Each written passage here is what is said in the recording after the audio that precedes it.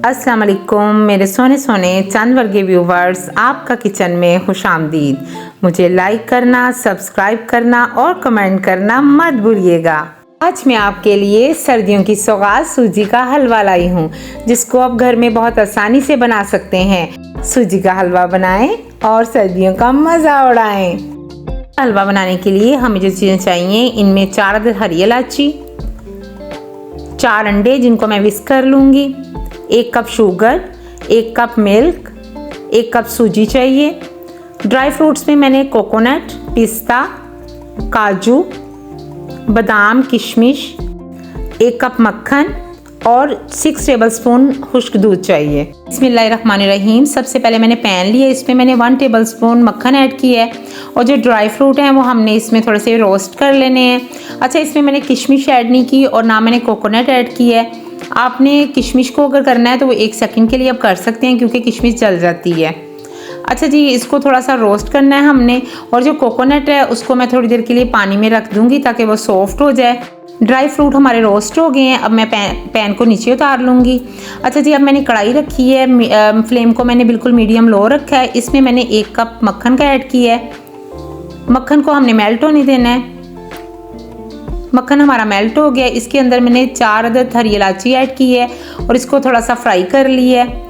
अब इसमें से खुशबू आने लगी है तो फिर मैंने इसके अंदर सूजी ऐड की है। अच्छा, यहाँ पे आपने सूजी को ज़्यादा ब्राउन कलर में नहीं लाना, आपने सिर्फ 3 से 4 मिनट तक इसको रोस्ट करना है, ताकि इसमें जो कच्चेपन की स्मेल है वो ख़त्म हो जाए। क्योंकि अगर हम ज़्यादा रोस्ट करेंगे तो इसमें वो टेस्ट नहीं आएगा जो हमने लाना है।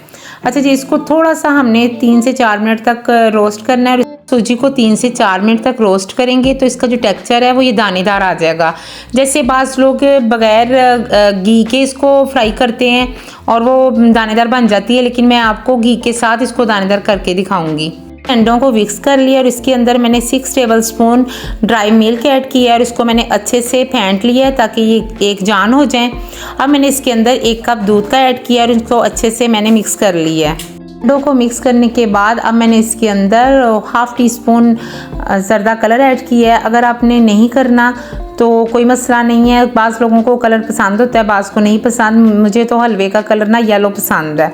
अच्छा जी, अब मैंने इसके अंदर सूजी के अंदर ड्राई फ्रूट ऐड किए हैं।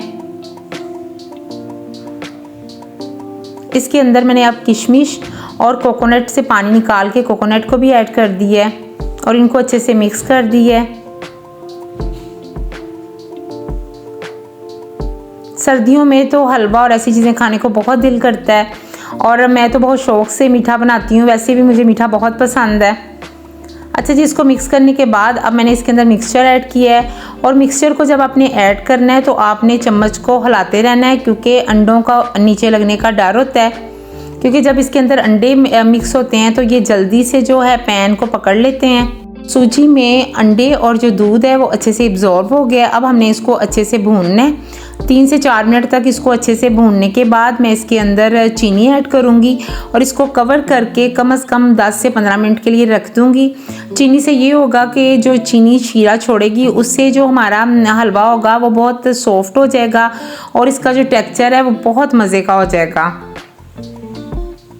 और माशाल्लाह से इतनी प्यारी इसकी खुशबू आ रही है, मैं आपको बता नहीं सकती। अगर आप मक्खन से पकाएंगे या देसी घी से पकाएंगे तो हलवे का टेस्ट ही अलग होगा। अच्छा, अगर आपको लगे कि आपका जो टेक्सचर है वो थोड़ा हार्ड में है तो आप उसमें 2 टेबलस्पून शुगर और ऐड करके उसको 3 से 4 मिनट तक और दम रखेंगे दम पे, तो वो जो टेक्सचर होगा सूजी का वो सॉफ्ट हो जाएगा। अब ये देखिए, माशाल्लाह से जो चीनी है वो हमारी मेल्ट हो चुकी है और जो हमारा हलवा है वो माशाल्लाह बहुत ही खूबसूरत शक्ल में आ गया है। अब अपने शुगर को मिक्स करने के बाद हलवे को 5 से 6 मिनट तक और भूनना है।